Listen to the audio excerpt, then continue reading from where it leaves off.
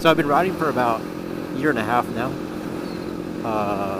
Not very much, because I only ride on the weekends, and even then, it's like sometimes I don't.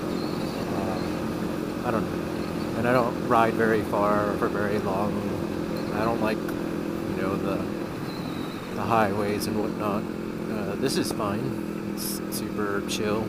With like 280 and 101 and stuff like that. No, not with this little bike. And even with a faster bike, it's just way too dangerous.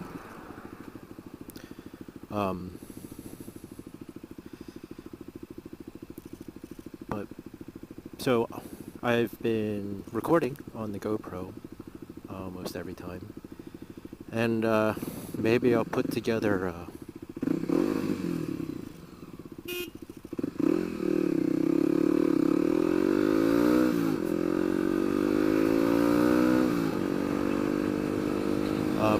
compilation of all my rides, which would be pretty uneventful, just because it's just not very exciting. Maybe I'll put a voiceover on top of it, talk about life, talk about all the new and interesting things we've been doing on just with the podcast we're listening to, I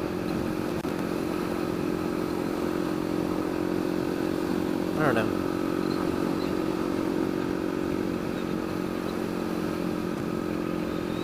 Like, one of the podcasts we're listening to is a financial podcast with this woman, Paula Pant, and she does the Afford Anything blog.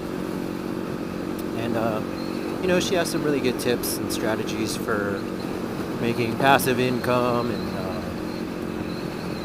basically setting yourself up for retirement without having to work so hard, or freeing yourself from debt. But like we're really interested also in like the tiny house movement. I definitely don't want to be paying a 30-year mortgage, and definitely don't want to be taking out a loan way beyond our means or anything. So it'd be really cool if we could just save up and have a tiny house built, and not have to worry about mortgage. Give us more quality of life as far as not having as much stuff, and more free time, and not having to work so hard. You pair that with financial literacy, savviness of investing and rental properties and stuff. We'd have more time for stuff like, motorcycling, or flying drones, or going to concerts and making cool shit. But that's the goal. Another really cool thing that we've started doing is something called TM, and that stands for Transcendental Meditation. And it sounds kind of hokey and whatnot, but I've been trying to meditate on my own for a little while, using meditation apps in the App Store like Calm and Headspace. And those guided meditations are cool. It's a lot of like mindfulness, breathing, and body scanning.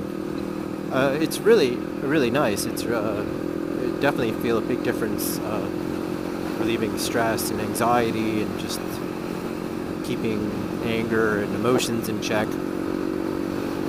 But so I heard about Transcendental Meditation on Tim Ferriss's podcast, the Tim Ferriss Experiment, and this was probably sometime last year or the year before, but decided to look into it and actually get trained. It cost a bit of money. It was I think it was something like $960 is the tuition. It's like 4 days of intensive training. Well, intensive, but just a couple hours a day of guided meditation, or not guided meditation, but like just how it works. You get your on the first day. You actually there's like a ceremony, and you get your mantra. Mantra is just this sound that is like a tool for transcending or meditating. So there's nothing really. I guess there's nothing really religious or like cultish about it. It's really has nothing to do with religion or that stuff. It's just kind of physiology, just the way that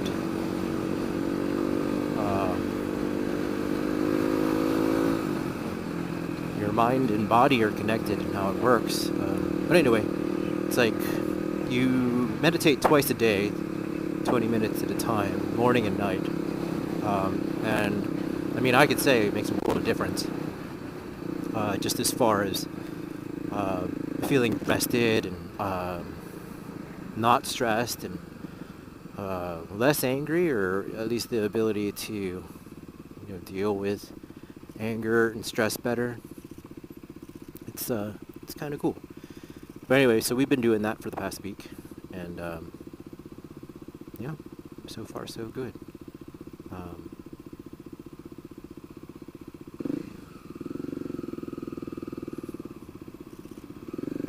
Another thing I've been doing, went on that dual sport ride with Doc Wang, who's the chiropractor at Full Motion Chiropractic. But he's been doing these dual sport clinics for years, and I've always, I mean, that was the plan, is, even before I got a motorcycle, to do the Doc Wang dual sport clinic, and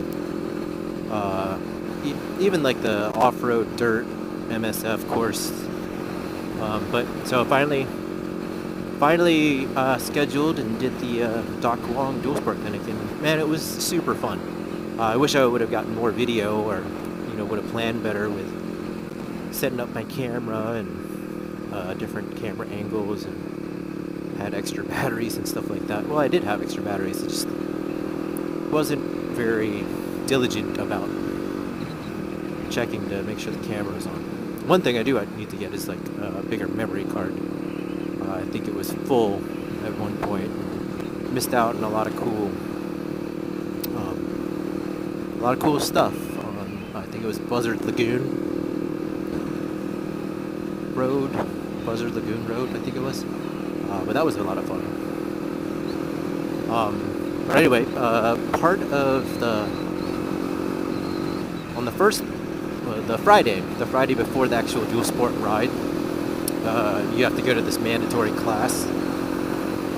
Doc Wang just goes over the basics of how to ride in a group, and the stuff that the drills that we're going to be going through. So,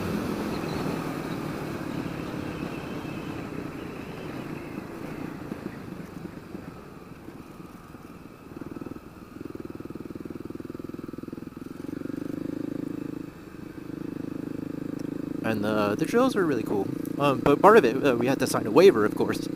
And on the back of the waiver, there was a survey, and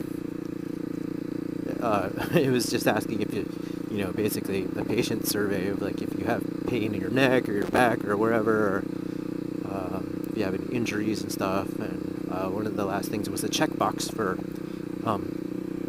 if you'd be interested in a free examination. So I did check that box, and they were quick to follow up, and I did make an appointment. So I went in and got X-rays actually, and we came up with a plan. Apparently my spine is real crooked, and possibly due to some trauma. And so I'm now in like a full-on few months program, and I'm feeling a lot better. But yeah, that's it feels really good and really cool. But again, it was kind of pricey. So TM and that, it's kind of putting me in the hole. Plus, Little Bear's knee surgeries. Yeah. Well, here we are at the Half Moon Bay Dog Park for the boys.